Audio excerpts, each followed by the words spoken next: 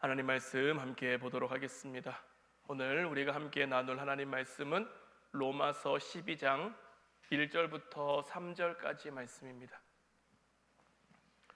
로마서 12장 1절부터 3절까지 말씀, 우리 다 같이 한 목소리로 말씀 함께 보도록 하겠습니다. 그러므로 형제들아, 내가 하나님의 모든 자비하심으로 너희를 권하노니 너희 몸을 하나님이 기뻐하시는 거룩한 산 제물로 드리라. 이는 너희가 드릴 영적 예배니라. 너희는 이 세대를 본받지 말고 오직 마음을 새롭게 함으로 변화를 받아 하나님의 선하시고 기뻐하시고 온전하신 뜻이 무엇인지 분별하도록 하라. 내게 주신 은혜로 말미암아 너희 각 사람에게 말하노니 마땅히 생각할 그 이상의 생각을 품지 말고 오직 하나님께서 각 사람에게 나누어 주신 믿음의 분량대로 지혜롭게 생각하라. 아멘. 오늘 이 시간에는 하나님의 자비와 산 제물로 사는 삶이라는 말씀 제목 가지고 우리가 함께 말씀 나누고 은혜 나누고 또 주신 말씀 붙들고 함께 기도하기를 원합니다. 우리가 지난 금요 기도회 시간에 로마서 1장부터 11장까지를 다시 한번 정리를 했었죠. 그러면서 결론으로 드린 말씀이 뭐였냐면, 점과 점 사이를 잇는 가장 짧은 그 선을 가리켜 직선이라고 하는데, 이게 이 점과 이 점을 가장 빨리 갈 수 있는 최단의 거리를 의미하는 거죠. 근데 하나님께는 이 직선보다 더 좋은, 더 빠른 그런 방법과 길이 있다라는 것이었죠. 때론 우리 눈에 그 하나님의 길이 돌아가는 것처럼 보여지기도 합니다. 이리저리 굽이굽이 길을 가는 것처럼 여겨지기도 하지만, 그래서 때로는 그 길에서 벗어나고도 싶고 그 길을 외면하고도 싶고 그 길 아닌 다른 길로도 가고 싶어. 때로는 우리의 연약함이, 우리의 무지함이, 우리의 어리석음이 하나님을 외면하기도 하고 하나님에게서 등 돌리기도 하지만, 하나님은 이런 우리의 저항이나 어떤 무지나 어리석음에도 우리를 포기하는 것이 아니라, 우리를 내버려 두는 것이 아니라 우리의 모든 것들을 다 엮어서 직선보다 더 나은 우리에게 옳은 길을 허락하실 것이고, 그 옳은 길을 통해 우리로 하여금 하나님 나라를 누리게 하신다라는 거였죠. 이게 로마서 1장부터 11장까지 나와 있는 하나님 구원에 대한 거였어요. 하나님의 구원은 우리에게 이런 거예요. 우리에게 가장 좋은, 우리에게 가장 바른, 우리에게 가장 온전한. 이제 12장부터는 국면이 좀 달라지죠. 오늘 본문 1절 말씀을 다시 보면, 그러므로 형제들아, 내가 하나님의 모든 자비하심으로 너희를 권하노니 너희 몸을 하나님이 기뻐하시는 거룩한 산 제물로 드리라. 이는 너희가 드릴 영적 예배니라. 이제 우리가 하나님의 구원이 무엇인지 알았어요. 하나님이 우리를 어떻게 구원하셨고, 하나님이 우리를 어떻게 이끌어 가시고, 직선보다 더 빠른, 직선보다 더 좋은, 더 온전한 그런 길로 우리를 이끌어 가시고 인도해 가신다라는 것을 알았단 말이에요. 우리가 이런 하나님을 경험하고 나면 놀랄 수밖에 없죠. 우와, 이런 방법이 있었네, 이런 길이 있었네. 요셉이 애굽의 총리가 되는 그 길, 애굽에 430년간 노예로 있던 그들이 애굽에서 해방되는 그 길, 하나님이 허락하신 그 길 아니고서는 이루어질 수가 없는, 도달할 수가 없는 그런 길이었는데, 하나님이 요셉의 삶을 이리저리 굽이굽이 힘들고 어렵고 이렇게 만들어 가시는 것 같았지만, 이리저리 빙 돌아가는 것 같았지만 가장 빠른 길로, 가장 좋은 길로, 가장 온전한 길로 그를 인도하셨고, 430년간 애굽의 노예로 있던 이스라엘 백성들이 애굽에서 해방되는 그 과정도 마찬가지인 거죠. 당장에 우리는 이해할 수 없지만, 당장에 우리는 다 깨달고 알 수 없지만, 후에 이런 하나님의 놀라운, 이런 하나님의 역사하심을 우리 알게 되면 우리의 생각으로 따라갈 수 없는, 우리의 지혜로는 감히 측량조차 할 수 없는 그 하나님에 대해서 우리는 감격할 수밖에 없는 거예요. 우리가 구원에 대해서 알았다면 이제 우리는 이런 하나님의 놀라움에 대해서 우리가 다 알 수는 없지만 어느 정도 이제 우리가 맛보았다면, 이제 어느 정도 깨달았다면 이제 우리가 어떻게 살아야 되느냐? 그러므로 형제들아, 내가 하나님의 모든 자비하심으로 너희를 권하노니 너희 몸을 하나님이 기뻐하시는 거룩한 산 제물로 드리라. 자, 하나님의 자비하심이래요. 하나님의 자비하심이라는 게 뭡니까? 우리가 흔히 자비라는 단어를 떠올리면 무엇이 생각나면요, 좀 잘 참아주는 것. 내가 자비롭다라는 것은 뭔가 잘 참아주고, 잘 견뎌주고, 잘 인내해주고, 잘 기다려주고, 잘 넘어가주고.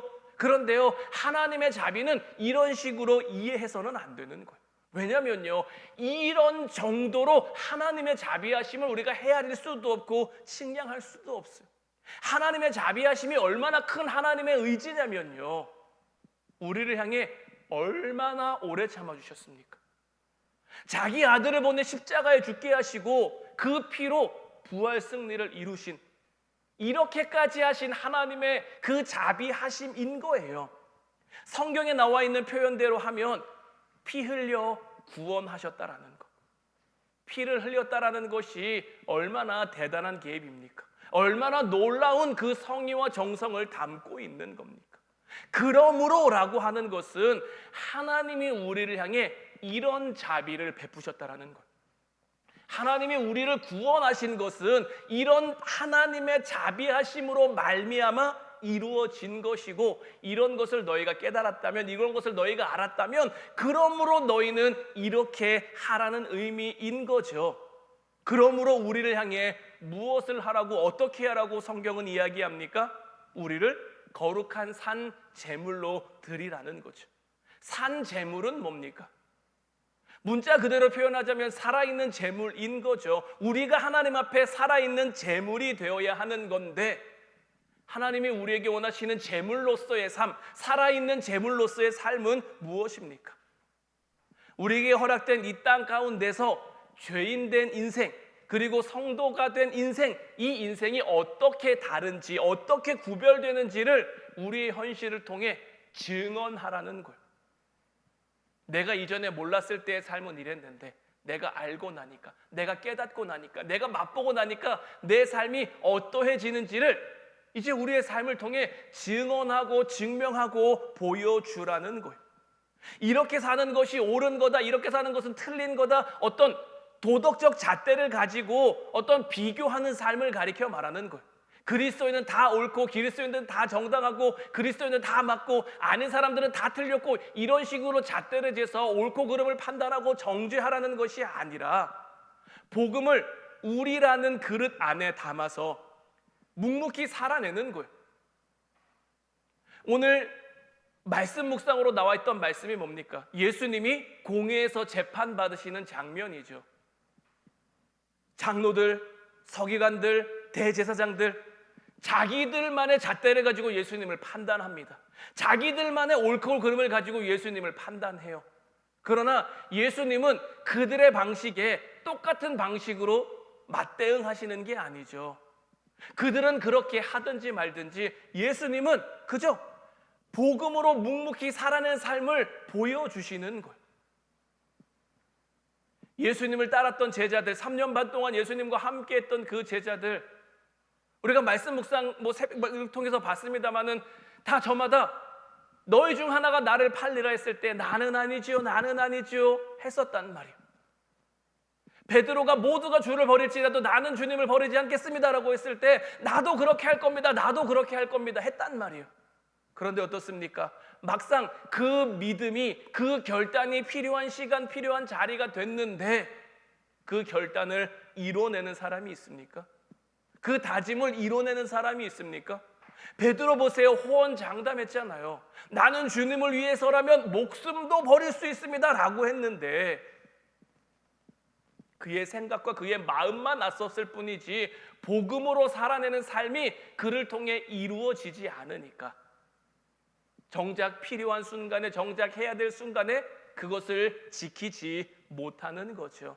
하나님이 우리에게 원하시는 거룩한 산 제물로서의 삶은 말뿐인 인생이 아니라, 말만 앞서는 인생이 아니라, 누가 알아주지 않아도 우리의 삶을 통해 하나님의 복음을 드러내는 빛과 소금으로서의 삶을 우리로 하여금 살아가라는 거죠. 그렇다고 지난 시간에도 여러분들에게 말씀드린 것처럼 너희는 내가 이제 베푼 구원을 알았다면, 내가 베푼 이런 자비를 너희가 알았다면 거룩한 산제물이 되어야 해. 그렇지 않으면 내가 너희를 가만두지 않을 거야. 내가 너희를 그냥 내버려 두지 않을 거야. 내가 너를 심판할 거야. 이런 조건이 아니라는 것을 우리는 잊지 말아야 하는 거예요. 그런데도 어떻습니까? 우리는 종종요, 이런 것들을 자꾸만 우리의 조건으로 삼습니다. 상대방을 향해서도 그렇고요, 예수님 믿는 사람이 그렇게 살아도 되느냐고 때로는 다른 사람에게 어떤 그 신앙을 확인하기도 하고요, 아니면 반대로 다른 사람들을 통해서 예수님 믿는 사람이 그렇게 살아도 돼? 라면서 확인받기도 하는 거죠. 이런 것들이 무조건 잘못됐다고 여러분들에게 말씀드리는 게 아닙니다. 서로 확인하면서 세워줄 수 있다면, 서로 확인하면서 끌어주고 밀어줄 수 있다면 이런 확인이 필요하죠. 근데 요즘 세상이 그렇지 않은 것 같아요. 아까 사모님하고도 이렇게 차 타고 이제 왔다 갔다 하면서 잠깐 얘기를 했는데, 요즘 온라인상에 약간 정죄성 댓글, 비난성 댓글, 이런 것들이 너무 많은 것 같아요. 그러니까 예를 들면 이런 거죠. 어떤 사람이 뭔가 잘못했어요.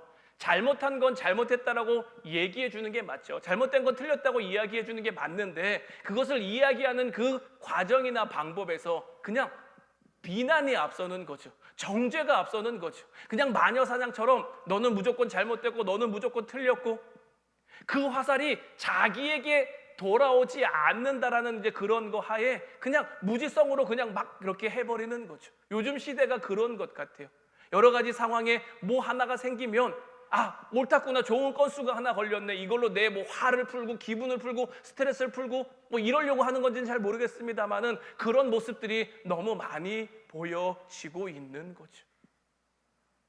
그러나 우리는 이러한 삶 가운데 그런 세상 풍조를 따라 살아가는 것이 아니라, 세상 방법을 따라 살아가는 것이 아니라 그리스도인으로서의 그 맛을 잃어버리지 않는 삶, 무조건 참아주고 무조건 견뎌주고 무조건 괜찮다라고 이야기하며 살라는 게 아닙니다. 하나님이 우리에게 원하시는 거룩한 산 제물로서의 삶은 아닌 건 아니다고, 틀린 건 틀렸다고 이야기할 수 있어야죠. 하지만 그런 방법적인 부분에서도, 그것을 표현하는 그런 부분에 있어서도 우리가 지혜롭게 잘 분별하며 할 수 있어야 하는 것. 그러다 보면 결국 어디로 이르게 되느냐? 우리의 삶이 하나님을 향한 예배가 되는 삶. 재물이 필요한 건 결국 예배잖아요. 우리는 하나님 앞에 하나님이 찾으시는 그 예배자로서의 삶을 살아갈 수 있어야 하는 거예요. 에베소서 5장 22절 하고요, 에베소서 5장 25절 말씀을 보면요, 아내들이여 자기 남편에게 복종하기를 주께 하듯 하라. 남편들아 아내 사랑하기를 그리스도께서 교회를 사랑하시고 그 교회를 위하여 자신을 주심같이 하라. 보통 이제 결혼식 때 많이 듣는 그런 말씀이죠. 남편의 책임, 아내의 책임에 대한 말씀인데, 종종 이런 얘기를 들을 때가 있어요. 특히 이제 아내 되시는 분들이, 저는 저 말씀이 좀 마음에 들지 않아요. 왜 마음에 들지 않을까요?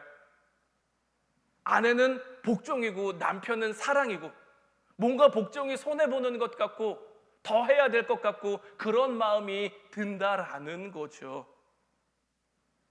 그러나 주님께서 이 말씀을 우리에게 왜 주셨는지, 어떻게 주셨는지를 우리는 알아야 되는데, 이 말씀과 바로 이어지는 에베소서 5장 26절 27절 말씀을 보면, 이는 곧 물로 씻어 말씀으로 깨끗하게 하사 거룩하게 하시고 자기 앞에 영광스러운 교회로 세우사 티나 주름 잡힌 것이나 이런 것들이 없이 거룩하고 흠이 없게 하려 하심이라. 남자와 여자를 통해 이루어지는 그 가정을 통해 하나님은 뭘 세우려고 하시는 거예요? 영광스러운 교회를 세우고자 하시는 것. 그래서 이 말씀을 잘 보면요, 아내들은 남편에게 복종하기를 주님께 하듯 하는 거고요, 남편들은 아내 사랑하기를 그리스도께서 교회를 사랑하시고 그 교회를 위해서 자기를 주심같이 할 수 있어야 하는 거예요. 우리를 통해 남자가 일방적으로 세워가는 거 아니고요. 여자가 일방적으로 세워가는 것 아니고요. 둘이 합하여 하나님의 영광스러운 교회를 세워가는 거예요. 이 교회를 세워가기 위해 서로 맞춰야죠. 때로는 복종도 필요하고요. 때로는 사랑도 필요하고요. 때로는 섬김도 필요하고요. 때로는 인내도 필요하고요. 자기만 내세우는 게 아니라 자기만 주장하는 게 아니라 서로를 맞춰. 그래서 에베소서 5장 31절 32절 어떻게 보면 가정에 대한 결론으로 주신 말씀이 뭐냐?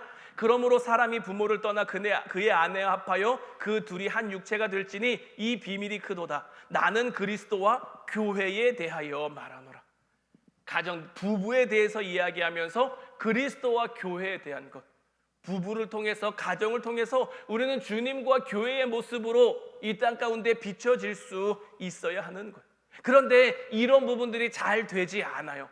왜냐하면 우리가 바라는 것, 우리가 구하는 것, 가정을 세워감에 있어서도 뭐 남편을 향해, 아내를 향해, 아니면 뭐 자녀를 향해, 아니면 부모를 향해 우리가 바라는 게 있고요, 만들고 싶은 게 있고요, 원하는 게 있고, 또 하나님이 우리를 통해서 이루고자 하시는 것들 사이에 그 간극이 큰 거예요.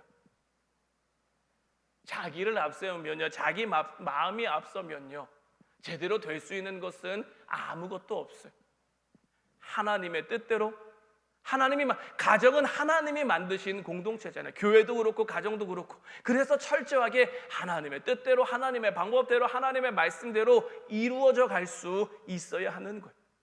그러니까 오늘 말씀, 하나님께서 오늘 주신 이 그러므로에서 이제 주시는 이 1절 말씀이 우리에게 원하는 것, 하나님의 모든 자비하심으로 우리를 권한다라고 하는 것이 하나님께서 우리를 하나님의 영광스러운 교회로 세워가시기를 원한다라는 것이고, 우리가 하나님 앞에 영광스러운 교회로 세워져 간다라는 것은 내 마음이 앞서서, 내 뜻이 앞서서, 내 생각이 앞서서는 이룰 수 있는 것이 아니다라는 것이고, 오늘 보면 2절 말씀 보면 너희는 이 세대를 본받지 말고 오직 마음을 새롭게 함으로 변화를 받아 하나님의 선하시고 기뻐하시고 온전하신 뜻이 무엇인지 분별하도록 하라. 자, 하나님이 바라시는 거룩한 산 제물로서의 삶과 대조되는 것이 바로 이 세대인 거예요. 우리는 이 세상을 살아가면서 이 세상의 위협이 무엇인지, 이 세상의 유혹이 무엇인지 우리는 계속 확인해야 되는 거예요. 왜냐하면 우리는 세상을 이기며 살아가야 하기 때문인 거예요. 세상을 이긴다라는 것은 무엇입니까? 오늘 말씀의 표현대로라고 하면 너희는 이 세대를 본받지 말고 무엇인지 분별하도록 하라. 그러니까 우리가 이 세대를 이기는 방법은 분별해야 한다라는 거예요. 우리는 이 문제를 늘 마주하게 됩니다. 가정 안에서도요, 무엇이 하나님이 우리에게 원하시는 하나님의 선하시고 기뻐하시고 온전하신 뜻이 무엇인지 우리는 분별해요. 내 마음이 앞서는 게 아니라, 내 생각이 앞서는 게 아니라, 내 뜻이 앞서는 게 아니라 하나님의 뜻이 무엇인지 우리는 분별할 수 있어야 되는 거예요. 지금 내 삶의 자리 가운데 하나님의 뜻이 무엇이지? 내게 맡겨주신 내 일터 가운데 하나님의 뜻이 뭐지? 하나님이 내게 허락하신 가정 가운데 하나님의 뜻이 뭐지? 하나님이 허락하신 우리 교회 가운데, 우리 교회를 향한 하나님의 뜻이 무엇이지? 우리는 분별할 수 있어야지, 뭐 목사 마음대로 아니면 뭐 성도들 마음대로 이렇게 교회를 세워가거나 운영해 갈 수는 없는 거예요. 우리가 이 세상을 이기기 위해서는 이 분별의 싸움에서 늘 승리해야 하는 것이고요. 이 분별의 싸움을 하다 보면 때로는 이 세상을 살아가는 것이 우리에게 무거운 짐처럼 여겨지기도 한단 말이에요. 이런 우리에게 주님이 주신 말씀이 무엇입니까? 마태복음 11장 28절부터 30절까지 말씀을 보면 수고하고 무거운 짐진 자들아 다 내게로 오라. 내가 너희를 쉬게 하리라. 나는 마음이 온유하고 겸손하니 나의 멍에를 메고 내게 배우라. 그리하면 너희 마음이 쉼을 얻으리니 이는 내 멍에는 쉽고 내 짐은 가벼움이라 하시니라. 자, 주님께서 수고하고 무거운 짐진 자들을 향해서 다 내게로 오라고 말씀하셨는데, 주님께서 이렇게 말씀하신 그 뜻이 무엇이며 그 의미가 무엇입니까? 주님께서 문제를 지금 해결해 주겠다고 오라고 하십니까? 주님께서 문제를 없는 것처럼 만들어 주겠다고 오라고 하십니까? 아니에요. 나의 멍에를 메고 내게 배우라는 거예요. 멍에를 메는 법, 짐을 지는 법을 주님께 배우라는 거예요. 네가 지금 수고하고 무거운 그 수고스럽고 너를 무겁게 하는 짐을 네가 지고 있다면 이 짐을 어떻게 져야 하는지 주님께 와서 배우라는 거예요. 때로는 주님 앞에 와서 우리의 세상 것을 내려놓고 주님의 멍에를 우리가 짊어지라는 거예요. 이렇게 살아가는 법을 주님 우리에게 배우라는 거예요. 그러면 그 안에서 우리가 쉼을 얻고 자유를 얻고 기쁨을 얻고 감사를 얻고 평안을 얻게 된다라는 거예요. 우리가 예수님을 믿는다는 것이 단지 죽어서 천국 가는 것만 의미하는 게 아니에요. 물론 우리가 죽어서 천국 가면 우리를 위해 예비된 면류관도 있고 상급도 있고 우리의 처소도 있겠지만 그보다는 먼저 우리가 이 땅을 살아가는 동안에 우리가 예수님을 믿음으로써 하나님 나라를 누려야 된다는 말이에요. 우리는 하나님 나라를 어떻게 누리며 살아가야 됩니까? 우리가 하나님 나라를 누리며 살아가는 그 방법에 대한 것이 이제 우리가 함께 나누고 함께 볼 로마서 12장 이후에 나와 있는 부분들이에요. 그런데 이 주님께서 우리를 부르신 이 장면에 대한, 주님께서 원하시는 삶의 모습에 대한 이런 것들이 우리 안에 제대로 정립되어 있지 않으면 앞으로 나오게 될 말씀들이 다만 어떤 도덕적인 가르침, 종교적인 가르침 이런 것들밖에 우리의 삶에 안 되는 거예요. 믿는 자로서의 어떤 증언된 삶이 아니라 믿는 자로서 깨닫게 된 자로서 그 하나님 나라를 맛본 자로서의 어떤 고백이 나오는 것이 아니라 강요처럼 느껴지고 여겨지는 거죠. 증언과 고백과 강요는 뭐가 다릅니까? 일단 고백과 강요는요, 그 나오는 그 삶의 어떤 스탠스부터 다를 수밖에 없어요. 여러분들 가끔 이렇게 리포터들이 이렇게 돌아다니면서 사람들, 시민들 인터뷰하는 그런 장면들 보게 되죠. 예전에 어떤 농촌에 가서 누구야 잘 있냐, 나는 잘 있다, 세상 어색하게. 왜 그렇습니까? 그런 삶의 모습이 익숙하지 않으니까 경직될 수밖에 없는 거죠. 자연스럽지 않으니까요. 우리의 삶을 통해서도요, 하나님 나라가 내가 뭔지 알아요. 내가 뭔지 누려요. 내가 뭔지 깨달아요. 그러면 우리의 삶을 통해 자연스럽게 그 고백이 나오게 되죠. 근데 내가 하나님 나라를 몰라요. 하나님 나라를 그냥 글로 배웠어요. 내가 누려본 적이 없어요. 그러면 그 하나님 나라의 그 고백이 우리의 삶으로 통해서 나올 때는 경직될 수밖에 없는 거죠. 왜요? 내가 모르니까. 모르는 걸 자연스럽게 하려니까 연기처럼 어색할 수밖에 없는 거죠.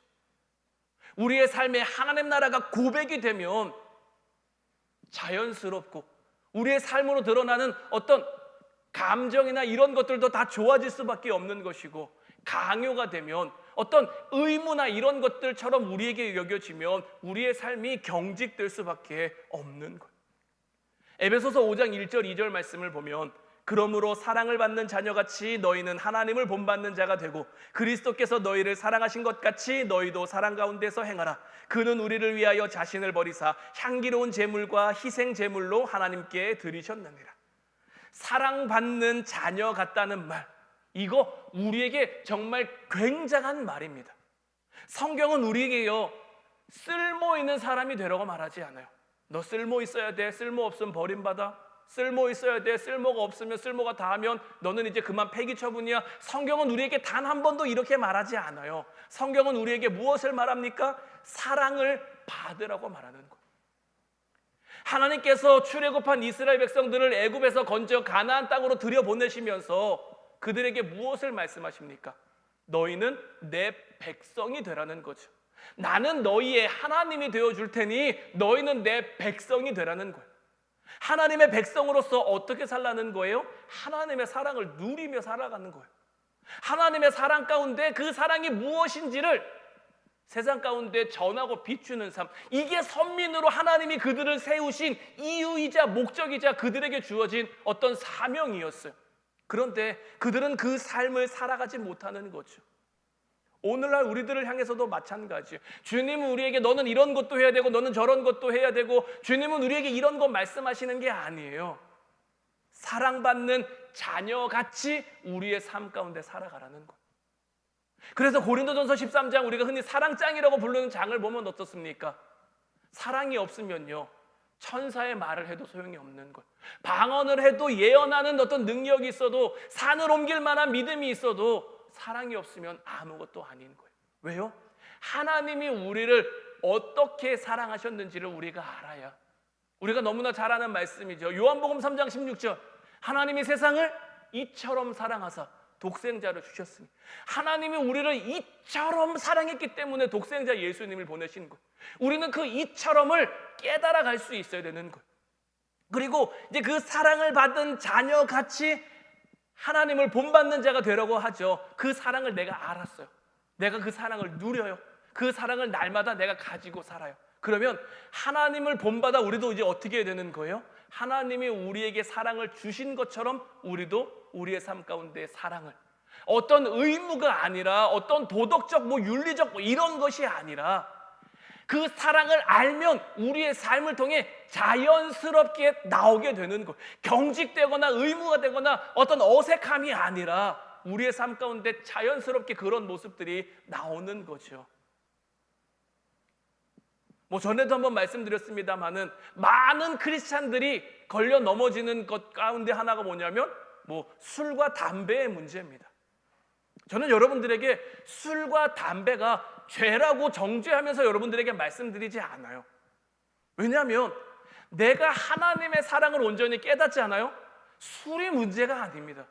내가 하나님의 사랑을 제대로 깨닫지 않아요? 내 삶 가운데 나타나는 여러 가지 것들이 문제가 아니에요. 왜냐하면 그 사랑을 내가 알면, 그 사랑을 내가 온전히 이해하고 받아들이고 누리면요, 내 삶이 자연스럽게 변화되게 돼 있는 거예요. 누가 시키지 않아도요, 누가 억지로 하라고 하지 않아도요, 너 예수님 믿는 사람이 그래도 돼? 이렇게 하지 않아도요, 자연스럽게 하나님이 원하시는,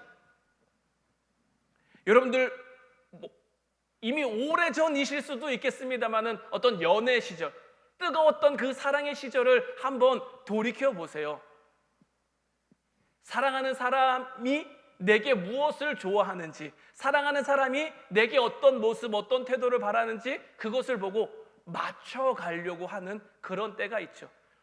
이제 살다 보면 이제 그런 것들이 좀 더 이제 사랑이 익으면서 더 자연스러워지고 더 저기 되긴 하지만, 예전 그 뜨거웠던 때를 돌이켜 보면요, 그런 때가 있단 말이에요. 이 사람이 뭘 싫어하면 그런 것들은 좀 안 하고 싶고, 뭘 좋아하면 그런 것들은 하고 싶고, 마찬가지로 우리가 그 하나님의 그 뜨거운 사랑을 우리가 알게 되면, 그 사랑을 맛보게 되면 자연스럽게, 때로는 하나님의 우리에 대한 그 사랑이 우리에게 너무 익숙한 사랑이 되어 그 사랑이 아무것도 아닌 것처럼, 이스라엘 백성들이 선민이라는 이름으로 너무 오랜 시간 동안 자기 뜻대로 자기 마음대로 살아버리니까 그 선민이라는 지위를 자기 뜻대로, 자기 좋을 대로, 자기 마음대로 이용하는 것처럼, 우리도 우리의 삶 가운데 때로는 그리스도인이라는 그 지위와 자격, 예수님의 제자라는 그 지위와 자격이 우리에게 무엇을 원하고 무엇을 바라는지 다시 처음으로 돌이켜 그 첫 스텝부터 다시 한번 되짚어 볼 필요가 있는 거예요. 우리가 사랑을 받으면, 그 사랑을 누리게 되면 하나님께서는 그 사랑으로 말미암아 우리 삶에 일어난 모든 일로, 서두에 말씀드린 것처럼 점과 점을 잇는 가장 짧은 선이 직선이고, 우리가 생각했을 때는 이 직선처럼 일이 해결돼야, 직선처럼 문제가 해결돼야 가장 좋은 것이라고 여겨지지만, 하나님께서는 우리의 삶에 일어난 모든 것들을 다 연결해, 모든 것들이 다 합력하여 선을 이루게 해 하나님은 우리의 삶이 복되게, 우리의 삶이 형통하게 하실 거란 말이에요. 그런데 말씀드린 것처럼 우리는 자꾸 하나님 이렇게 직선으로 좀 해결해 주시면 안 됩니까? 직선으로 내 삶을 좀 연결해 주시면 안 됩니까? 문제를 이렇게 해결해 주시고, 고통을 이렇게 해결해 주시고, 이런 것들로 인해서 내 자존심을 좀 세워주시고, 우리가 하나님 앞에 바라는 것, 하나님 앞에 구하는 것, 하나님의 사랑, 가장 근본적으로 하나님의 사랑이 우리의 사랑이 되도록, 하나님의 사랑을 우리의 삶 가운데 우리가 누리며 살아가도록 그것을 고백하며 그것을 간구할 수 있어야 되는데, 자꾸 우리의 고백 속에, 우리의 간구 속에 하나님, 나도 하나님 사랑하는데요, 사랑하긴 하지만 하나님이 이거 해결해 주시면 더 좋을 것 같아요, 하나님 이거 이렇게 해주시면 더 좋을 것 같아요, 자꾸 사랑을 빙자해 이런 것들을 앞세우는 그런 모습이 우리의 삶 가운데 있지는 않은지 우리의 삶을 좀 돌이켜볼 필요가 있는 거예요. 하나님은 우리를 사랑함에 있어서요, 어떻게 보면 모든 자존심까지 다 내려놓으신 거예요. 이스라엘이 바벨론에게 멸망할 때, 남유다가 바벨론에 멸망할 때 하나님의 성전이 무너지죠. 사실 하나님이 하시고자 하면 그 성전 못 지키겠습니까? 하나님의 전 못 지키겠습니까? 하나님 얼마든지 하실 수 있죠. 그러나 하나님의 성전이 파괴되는 것, 하나님이 하시고자 하면 블레셋과의 전쟁에서 여호와의 언약궤 안 뺏기도록 못 하시겠습니까? 다곤을 그 여호와의 언약궤 앞에 절하는 것처럼 보이게도 만드시는 하나님이신데 전쟁 가운데 안 뺏기도록 못 하시겠냐고요. 그런데 하나님께서는 언약궤를 뺏기는 것을 허락하세요. 하나님의 성전이 파괴되는 것을 허락하세요. 예수님은 우리에게 보내주셨는데 우리 손에 예수님이 십자가에 달려 죽는 것까지도 허락하세요. 이 모든 것이 정말 우리 식대로 표현하면 자존심, 그러니까 모든 자존심을 다 내려놓으신 우리를 향한 하나님의 사랑 아닙니까? 하나님 얼마든지 그런 거 아니게도 하실 수 있는데 우리를 위해서, 저와 여러분들을 위해서 하나님은 이렇게까지도 하시는 하나님이란 말이에요. 그러니까 오늘 본문 1절 말씀에 나오는 이 하나님의 모든 자비하심이라는 게 얼마나 대단한 그 하나님의 성의이며 우리를 향한 열정이며 우리를 향한 사랑이라는 것을 여러분들 좀 아시겠습니까? 우리는 그런 사랑을 받은 자들이에요. 그런 사랑을 받는 자들이고요. 하나님은 앞으로도 변함없이 우리에게 이런 사랑을 베풀어 주실 하나님이시란 말이에요. 이제 우리가 이것을 알겠으면, 이것이 깨달아졌으면 그러므로 분별하며 살아갈 수 있는 저와 여러분들 되시기를 주님의 이름으로 축원해 드립니다. 세상적인 방법으로 이 세상을 살아가는 것과 하나님의 방법으로 이 세상을 살아가는 것이 어떻게 다른지, 어떻게 구별되는지, 어떻게 분별되는지를 삶을 통해 보여줄 수 있는 우리의 인생이요, 긴 것 같지만 길지 않아요. 지금 100세 시대라고 하지만 이제 저나 저희 사모나 우리 서윤이를 제외하고 100세를 기준으로 했을 때 이제 여러분들은 절반 이상의 삶을 사셨고 저도 이제 절반에 가까워지고 있고, 지금까지 여러분들의 삶을 돌이켜보면 너무 길다, 너무 지겹다, 너무 시간이 안 간다입니까? 아니면 시간 참 빠르다, 세월 참 빠르다입니까? 앞으로의 삶은 제가 살아보지 않아서 정확하게 여러분들에게 말씀드릴 수는 없습니다만은 살아보신 분들에 의하면 나이를 먹으면 먹을수록, 세월이 깊어지면 깊어질수록 시간이 더 빨리 간대요. 그래서 왜 이런 말도 있잖아. 10대에는 10km로 가고 20대에는 20km로 가고 50대에는 50km로 가고. 우리의 인생은요, 긴 것 같지만 길지 않아요. 한정된 삶을 우리는 살아가는 거고요.